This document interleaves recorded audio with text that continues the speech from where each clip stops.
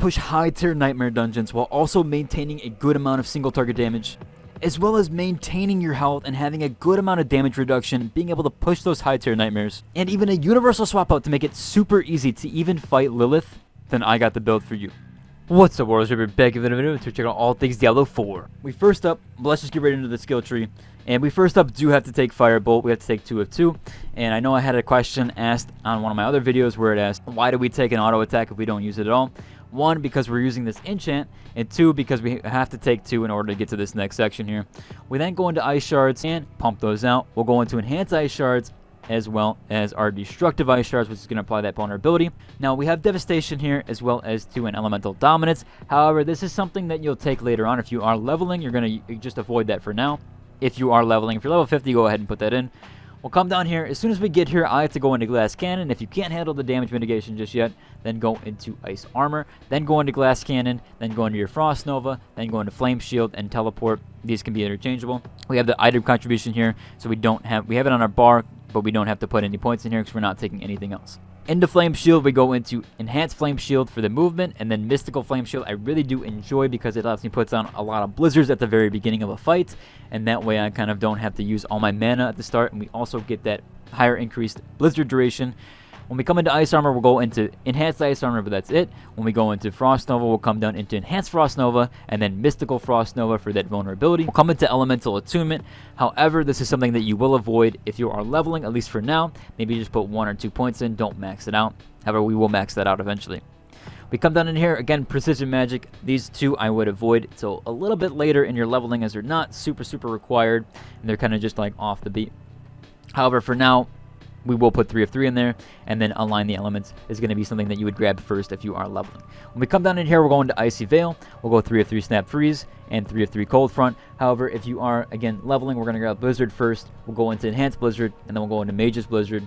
The biggest change here of this build is getting this Inner Flames with Devour Blaze. It's really good. We have an equipment piece that I'll showcase later. When we come down in here, we'll go into Permafrost. We'll go 3 of 3 Icy Touch. We'll go full of Frigid Breeze, and then we will go 3 of 3 of Hoarfrost.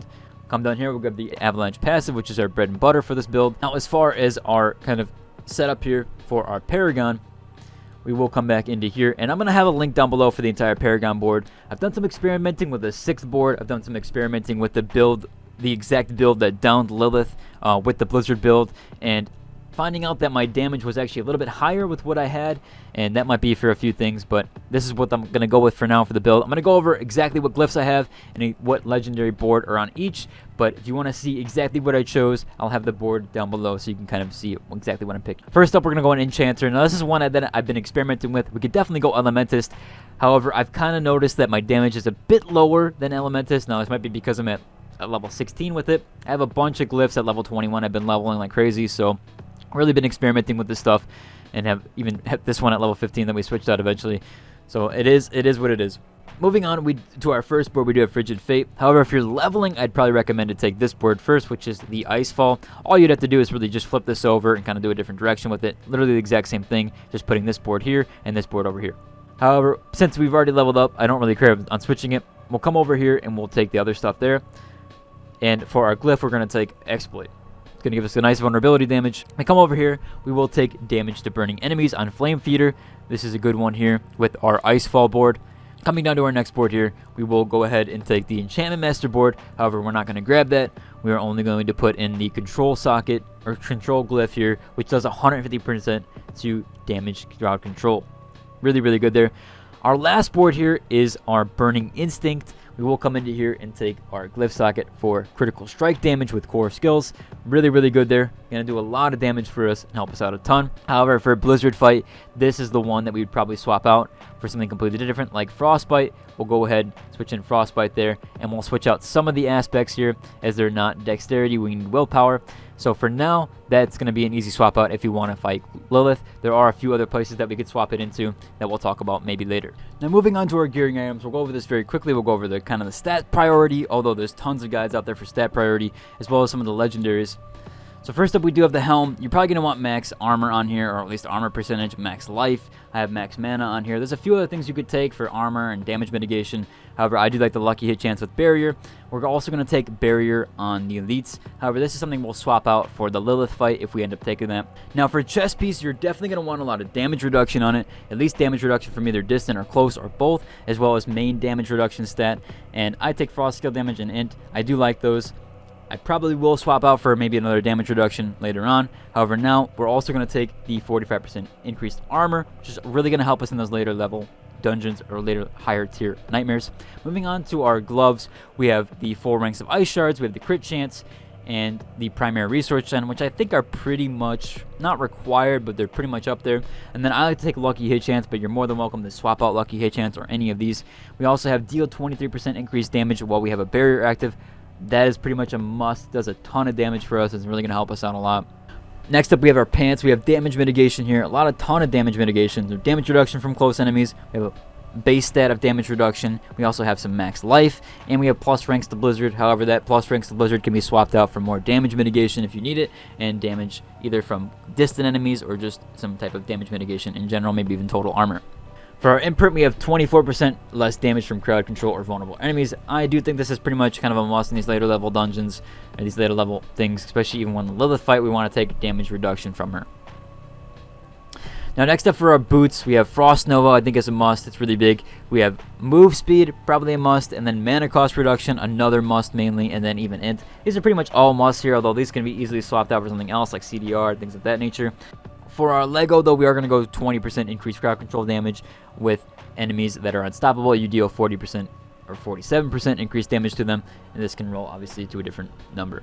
Moving on to Wand, we do have the Wand here. Now, this, to me, is probably the best stats that you can get. Now, it's not the best rolls, but it's definitely the best stats. Whereas we have vulnerable damage, we have crit damage, we have int damage, and core skill damage. These are massive, massive damage increases to us. And then we also have, for the last step, we have int. It is a low roll, so same with core skill damage. Eventually, I'll probably switch those out. However, I've seen wands for this go for over 100 million gold, and they can definitely even go further than that. Now, for our imprint, we have 15% increased critical strike chance against injured enemies, and then we get, while healthy, we gain a percentage to increase crowd control duration, which is up to 40%. Moving on, this is our biggest change and our biggest swap out for our amulet. We have Ranks of Devouring Blaze, which I think is a must for most content. It's really, really going to help us with that damage and high crit chance and high crit damage. We're also going to have that plus 3 ranks of all defensive skills, major must on your amulet. We have mana cost reduction, mostly a major must, and pretty much a must because it has such a high roll, although mine is really low, and to re-roll mine right now, it's about 8 million, so I'm not going to do it. However, next up we do have Frost Skill damage. This is one that you could definitely swap out for something else. And then for our imprint, this to me is a must, which is our Blizzard Spikes. They actually do a significant amount of damage.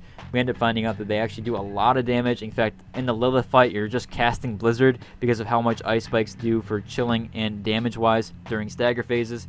So this is a really, really good ability, and you're going to want it on your amulet. Make sure to upgrade your aspect before you imprint it, or upgrade your legendaries before you imprint them. Otherwise, the rolls will be much lower. As you can see, mine is much higher, and you really do want this one in your amulet because of how much damage it causes, and especially even for the Lilith fight, you're definitely going to want this. Next up, we do have a controversial one as far as the Lego. However, the stats seem pretty good too. The Vuln, crit, strike damage, damage to chilled, and cold damage.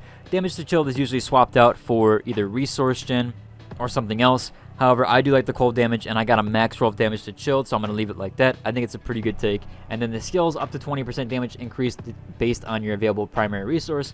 I like this one mostly. I've been experimenting with it. I do think this could be swapped out for something different. This is definitely one of the more controversial ones. However, it's a max roll, and I like to use it.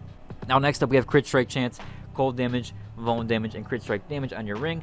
This one is most likely what they call kind of BIS or BIS statted. It's got a lot of different stuff there for us, and everything is in different buckets, as well as the crit strike chance for us, which is really going to help. For the Lego, we have the Avalanche Key passive, which now applies 1 cast. We definitely want that for clear casting. Really, really big.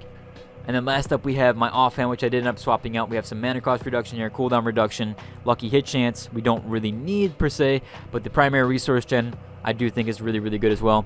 There's a few other things that we could swap out here for that. However, mana cost reduction and cooldown reduction are basically a must, as well as the you deal 30% more damage to the immobilized/stun enemies. We definitely really want that as well, especially on the Lilith fight. Now honestly, this build can really be swapped out. There's a lot of stuff here that can just be swapped out for the Lilith fight. If you want to take on the Lilith fight with this build, we might need a 6 board with another 6 glyph slot. I'm going to do some more experimenting once I get a better main staff. I've just been working on trying to get one that's under 100 million. I don't want to spend that much gold on a staff just to experiment something.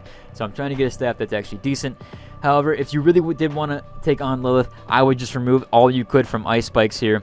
We're going to go ahead and put one more point into elemental dominance. We're going to go ahead and come down here into ice blades. We'll take through ice blades. We'll come down here and grab this one. We'll also use ice blades as an enchantment on the Lilith fight if that's for a different story.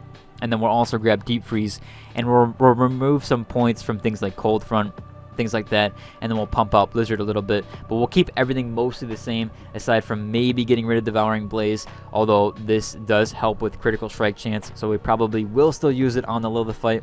However, for this baseline skill enchantments, we are going to use ice shards and firebolt, which are really going to help us in dungeons. They're going to help us on bosses. It's going to help overall for basically everything. The ice shards, maybe not so much for bosses, but it will really help out in the nightmare dungeons, and it will help out with CC control as well as applying that damage, and then the fire will also help with our crits.